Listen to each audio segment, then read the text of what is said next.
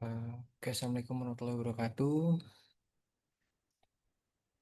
Sebelumnya perkenalkan nama saya Faiz Subisono. NIM saya 64 24 2194. Saya berasal dari Universitas Bina Sarana Informatika dan jurusan Manajemen Fakultas Ekonomi Bisnis. Dan di sini saya akan memaparkan analisis kasus customer care dengan pendekatan CRM. Sebelumnya saya berterima kasih kepada Parangga selaku dosen saya dan di sini saya melakukan presentasi untuk menyelesaikan tugas project based learning dari mata kuliah manajemen pemasaran. Nah, jadi sebelum kita masuk ke topik materi tersebut, saya pengen menjelaskan se apa ya, sekecil kurang lebihnya tuh tentang komplain. Jadi pernah gak sih kalau misal teman-teman yang bekerja di perusahaan jasa pastinya pernah mengalami komplain ya. Tapi pernah gak sih teman-teman ngerasa bahwa satu keluhan kecil dari pelanggan itu bisa menentukan masa depan? Nah, tapi kalau misal kita lihat, kalau kita pernah mengabaikan keluhan itu dan akhirnya kehilangan kepercayaan pelanggan tanpa kita sadari, itu bisa berakibat fatal gitu. Dan selamat siang, pagi, sore, malam, teman-teman semua. Hari ini saya ingin mengajak Anda melihat keluhan pelanggan bukan sebagai masalah, tapi sebagai hadiah. Kenapa hadiah? Karena komplain itu adalah hadiah. Kayak contoh misalkan, saya berulang tahun, tapi saya mempunyai masalah di muka, kayak kurang lebihnya jerawatan. Dan teman dekat saya itu memberikan kado sebuah skincare. Jadi otomatis hadiah tersebut itu bermanfaat untuk saya ke depannya gitu loh. Dengan apa ya impactnya itu tuh mengurangi jerawat bahkan menghilangkan jerawat yang ada di muka saya. Jadi sama saja kayak komplain gitu. Kalau misal kita dapat komplain itu adalah hal kecil untuk memperbaiki kesalahan, kekurangan maupun eh, apa ya kayak kesalahan yang tidak kita dugai gitu. Dan itu juga bisa menjadi peluang emas gitu. Dan dalam presentasi ini kita akan membahas, lebih tepatnya saya akan membahas bagaimana pelayanan customer care yang tepat dalam menangani komplain dan dapat membangun hubungan jangka panjang dengan pelanggan, meningkatkan kualitas layanan serta menciptakan citra perusahaan yang lebih profesional. Dan tujuannya itu saya sederhana. Yang pertama adalah menjelaskan bagaimana memahami keluhan, identifikasi keluhan gitu-gitu. Dan yang kedua ada menunjukkan strategi pelayanan customer care dengan cara pendekatan CRM. Dan yang ketiga itu memberikan gambaran bagaimana komplain bisa berubah menjadi kekuatan bisnis gitu. Dan manfaat yang akan kita dapatkan dari sesi ini adalah bahwa setiap keluhan ataupun komplain dari pelanggan adalah pintu menuju perbaikan, inovasi, dan reputasi yang semakin kuat. Jika kita mampu memanajemen hal tersebut, bukan hanya pelanggan yang puas, tapi pelanggan itu akan tetap loyalitas dan kita pun akan tumbuh lebih sehat dan berkelanjutan. Jadi mari kita mulai ke kasusnya tersebut. Sebelumnya di sini ada daftar isi. Studi kasusnya itu tentang IQ, IQOO 13 itu sektor teknologi dan sektor keuangannya itu adalah Bank BCA. Pengertian yang pertama adalah customer care. Jadi customer care itu merupakan proses memberikan layanan baik secara internal maupun eksternal. Hasil dari customer care adalah peningkatan kepuasan pelanggan sehingga dapat meningkatkan loyalitas dan hubungan jangka panjang. Jika perusahaan mampu memberikan jasa yang berkualitas, maka hal tersebut dapat menciptakan kepuasan pelanggan. Semakin tinggi kualitas yang diberikan, semakin tinggi pula kepuasan yang dirasakan oleh pelanggan. Itu kalau kata teori dari Buwana di tahun 2013.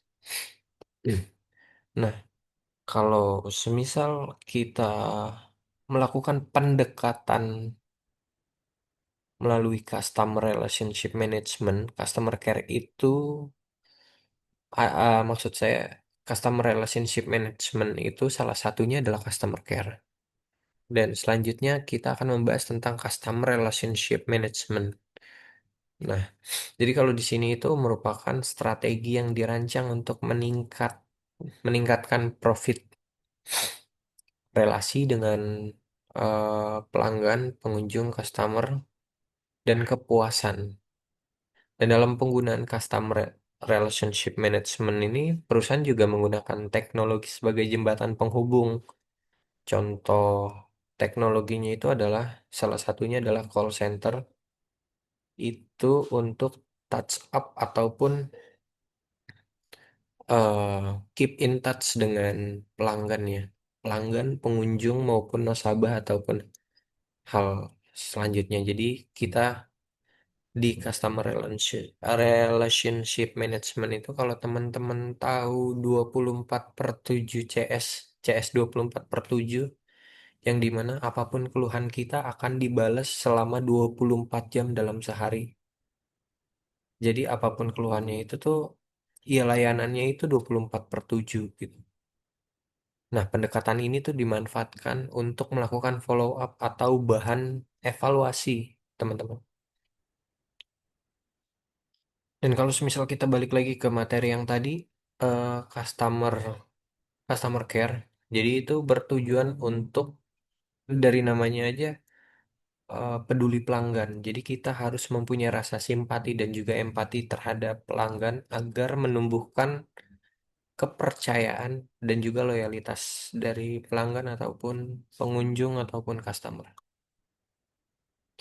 Nah, yang pertama ini adalah masalah utama dan pengaruh terhadap kepuasan dari sektor teknologi IQ 13.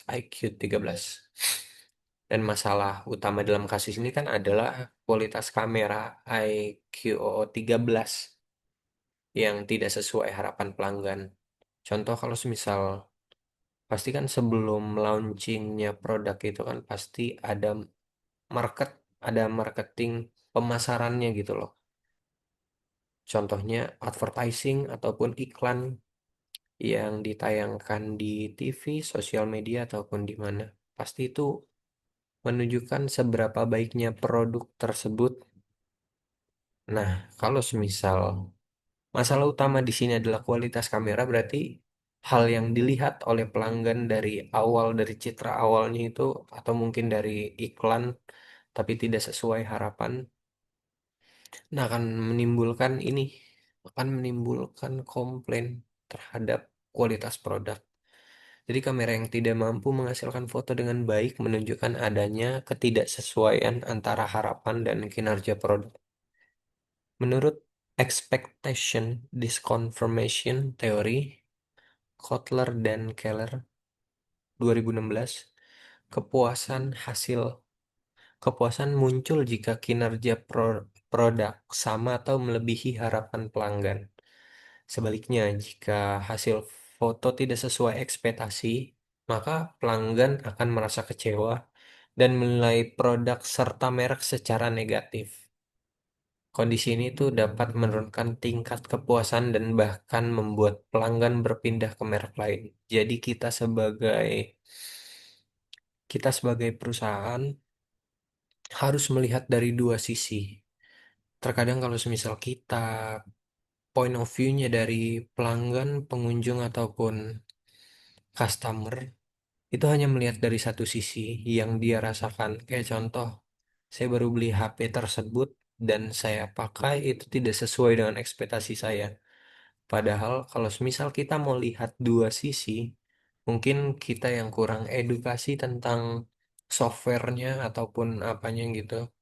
Jadi timbul pasti ada timbul komplain dari satu sisi tersebut, dan gimana cara kita untuk menangani hal tersebut dengan ya mungkin kita bisa edukasi ataupun selainnya gitu ya. Dan lanjut, di sini ada penerapan prinsip CRM dalam menangani keluhan. Nah, kalau semisal kita lihat dari konsep CRM itu fokus utama bukan hanya menyelesaikan masalah, tapi juga membangun hubungan jangka panjang. Apa sih untungnya untuk perusahaan? Untungnya itu adalah repeat buy, repeat buying atau pembelian kembali atau loyalitas pelanggan.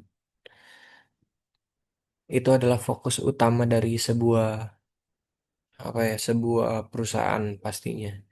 Dan langkah pertama itu kalau CRM kita memakai identification, lalu ke customer interaction dan customer response. Jadi yang di sini identifikasi terlebih dahulu. Jadi siapa pelanggan tersebut, bagaimana pola penggunaannya, dan apa yang menjadi keluhannya. Itu bisa kita identifikasi eh, dari riwayat pembelian merek handphone. Pasti itu kan ada pengalaman dari hal tersebut. Jadi kita bisa identifikasi dari hal tersebut. Lalu ke customer interaction, itu adalah gimana kita sebagai pelaku utama ataupun petugas perlu mendengarkan dengan empati, menanyakan detail masalah, dan memberikan penjelasan dengan bahasa yang mudah dimengerti.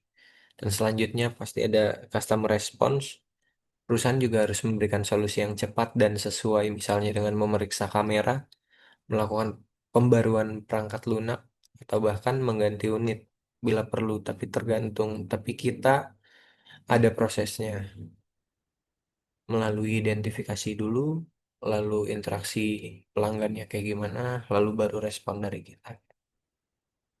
Dan selanjutnya tiga, ada tiga tindakan konkret untuk menjaga hubungan baik dengan pelanggan. Yang pertama, sudah pasti tunjukkan empati dan respon cepat. Jadi kurang lebihnya itu ya sampaikan permintaan maaf atas ketidaknyamanannya. Lalu dengarkan cerita dan jelaskan langkah-langkah berikutnya. Dan penelitian ini menyatakan bahwa respon buruk pada keluhan menurunkan kepuasan pelanggan. Itu kalau misal saya ambil dari jurnal Unicom ya, teman-teman. Dan yang kedua itu ada tawarkan solusi yang bernilai. Jadi kurang lebihnya itu kayak solusi dan kompensasi. Itu perbaikan teknis ataupun asuransi ataupun eh, kita bisa memberikan voucher pembelian supaya pelanggan tersebut itu dari rasa kecewa ada bayaran gitu loh. Dan yang ketiga, lakukan tindak lanjut atau follow up. Setelah tindakan dilakukan, hubungi kembali pelanggan untuk memastikan masalah tuntas, dan pendekatan lanjutan ini memperat mempererat hubungan antara perusahaan, antara pelaku utama atau petugas dengan customer gitu.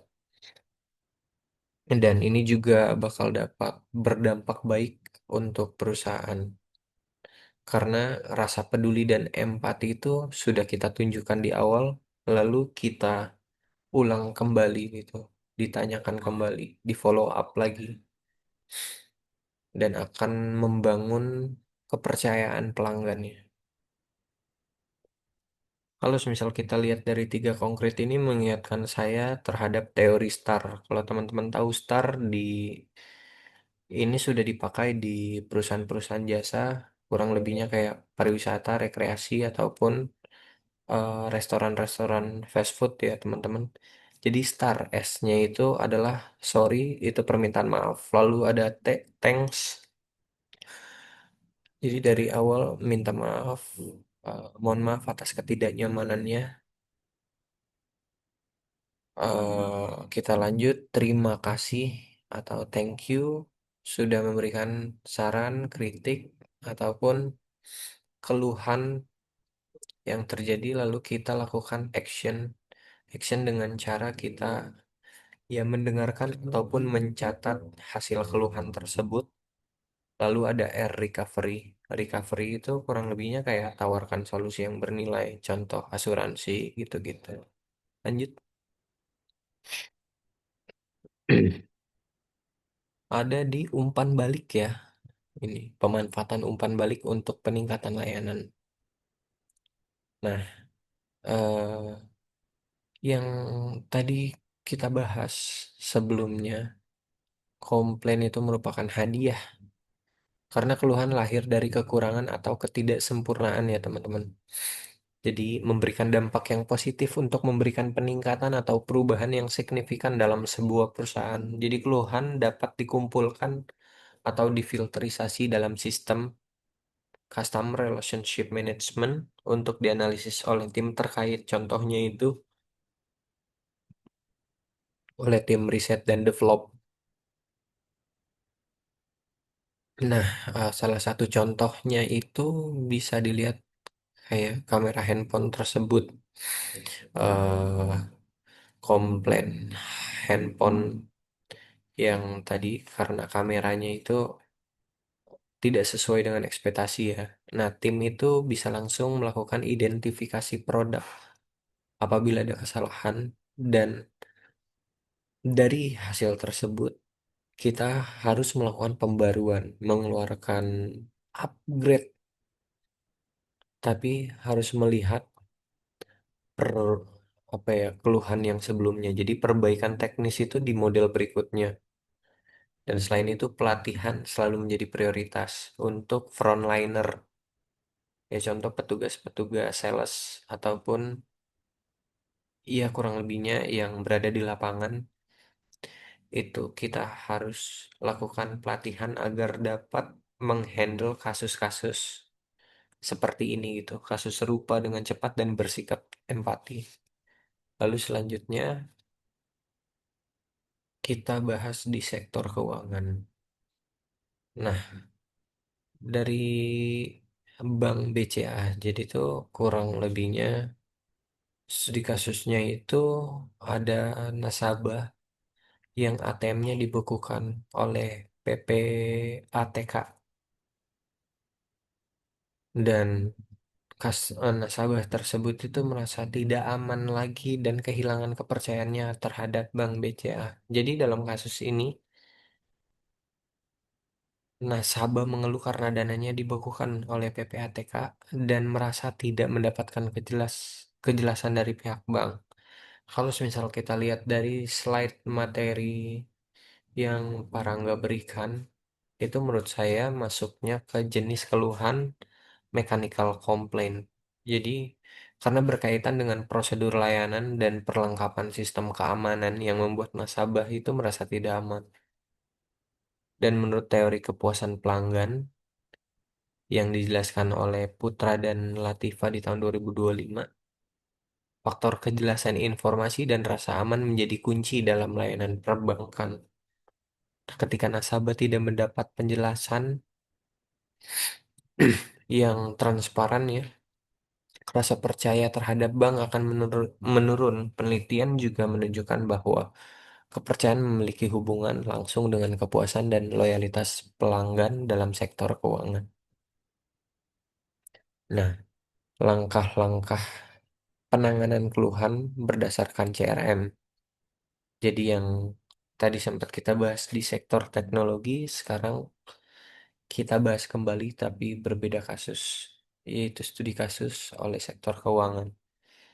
Yang pertama kita harus mengidentifikasi bahwa latar belakang nasabah itu seperti apa, sejarah transaksinya bagaimana, dan kondisi emosionalnya itu gimana. Itu bisa dibaca dari riwayat-riwayat transaksi, contoh dari pemasukan nasabah tersebut lalu ke pengeluaran tersebut itu bisa kita hitung rinci dengan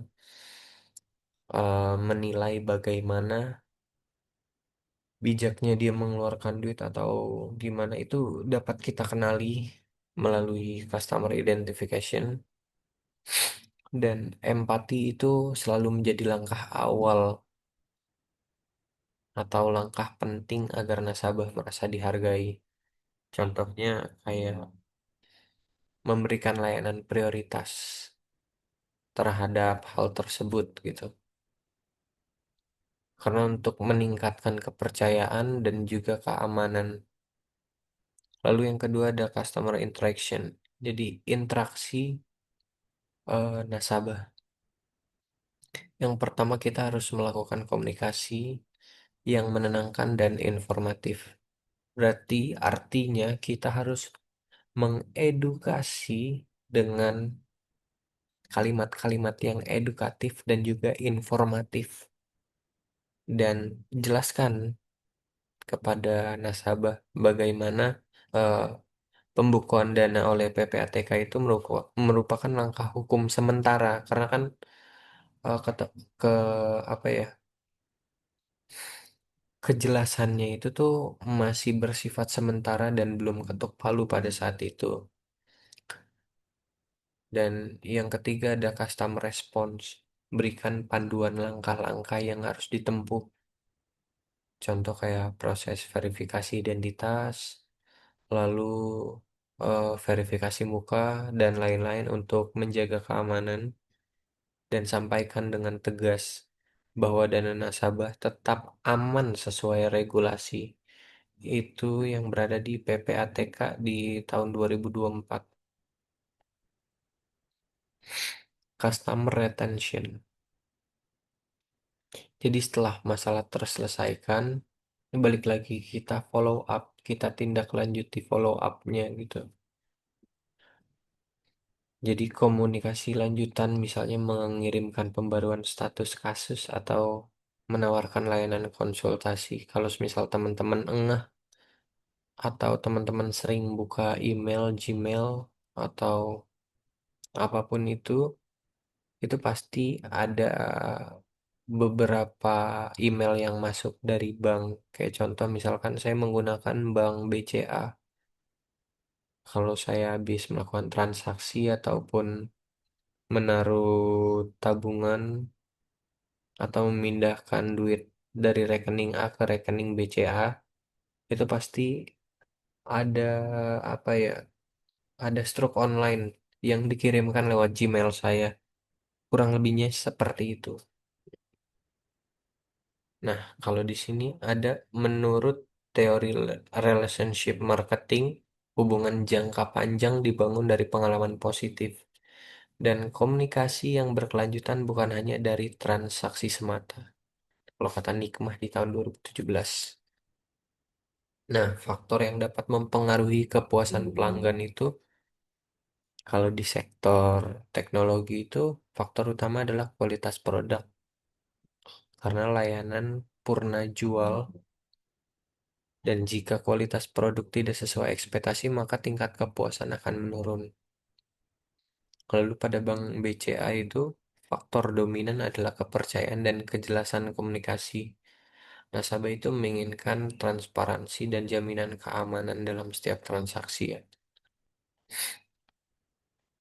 Nah, langkah konkret untuk meningkatkan kepercayaan dan loyalitas, balik lagi untuk sektor teknologi itu, sebelumnya maaf, kita sudah masuk di analisis komparatif ya teman-teman. Jadi kita mengcompare dari dua kasus tersebut.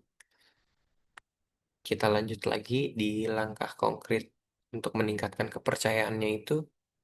Ya kalau dari sektor teknologi itu kita balik lagi ke layanan purna jual untuk mempercepat layanan purna jualnya seperti kita buka official akun Shopee contoh. Jadi kita jual di offline dan juga di online. Yang pastinya kita edukasi sebelumnya bahwa apabila kita ingin menjual online, itu pasti akan menunjukkan akun yang verified atau yang dapat dipercaya gitu. Dan kalau misal kita lihat dari kasusnya itu kan dari hmm, kepuasan pelanggan ya, yang masalah kualitas kamera. Jadi perlu meningkatkan kualitas produk melalui pembaruan perangkat lunak gitu teman-teman. Ataupun hardware, software atau hardware. Serta membuat program komunitas pengguna untuk memperkuat hubungan jangka panjang. Yang itu artinya adalah kita keep in touch selalu oleh pelanggan atau ataupun pembeli yang sering membeli di produk IQOO. Dan yang kedua ada Bank BCA, itu dapat meningkatkan transparansi kebijakan. Jadi kita selalu informatif persoalan kebijakan-kebijakan yang baru. Dan yang kedua, kita bisa melakukan langkah khusus ya, membuat channel. Contoh misalkan kita membuat YouTube dari akun BCA tersebut. Nah, tugasnya itu untuk memberikan ataupun hal-hal yang edukatif tentang misalkan tentang cara update pembaruan mobile banking ataupun selainnya gitu. Dan serta menyediakan layanan prioritas yang tadi saya bilang ya teman-teman, apalagi untuk kasus-kasus sensitif seperti pembekuan dana.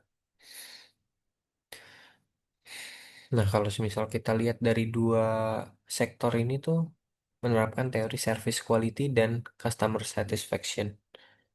Jadi kepuasan dari pelanggan dan juga kualitas dari pelayanannya tersebut dengan fokus yang berbeda ya pasti.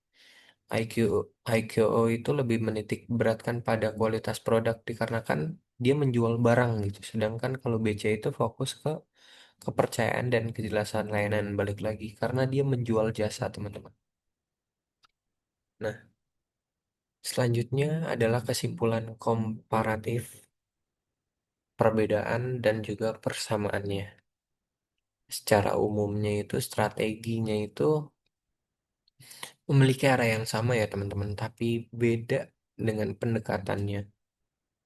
IQO itu memperkuat aspek produk dikarenakan kualitas produk dan juga IQO itu sektor teknologi yang menjual barang. Jadi dia benar-benar menilai eh, memperbaiki kualitas dari performa barang tersebut. Dan kalau BC itu harus fokus pada komunikasi, empati, dan transparansi karena pelanggan menilai kualitas dari rasa aman dan kejelasan proses. Nah, keduanya ini juga memiliki kesamaan yang penting, yaitu menjadikan komplain itu sebagai peluang membangun kepercayaan dengan sistem CRM yang baik dan komunikasi yang tulus. Baik perusahaan teknologi maupun perbankan dapat menjaga loyalitas pelanggan dalam jangka panjang. Nah, sekian mungkin ya presentasi dari saya. Ini saya mengambil referensi dari Harmaji dan kawan-kawan, manajemen pemasaran, jasa konsep dasar, PT Global Eksekutif Teknologi.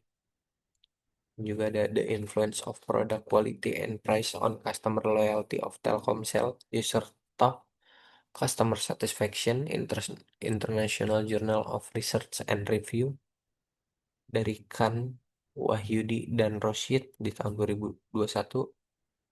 Kotler dan Keller, ini buku ya teman-teman ya, Marketing Management. Ada Manik F di tahun 2024.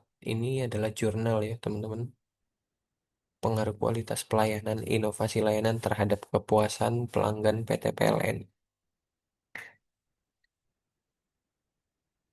Dari Nikmah, hubungan, relationship, marketing, customer satisfaction, dan loyalty, jurnal ini teman-teman ya.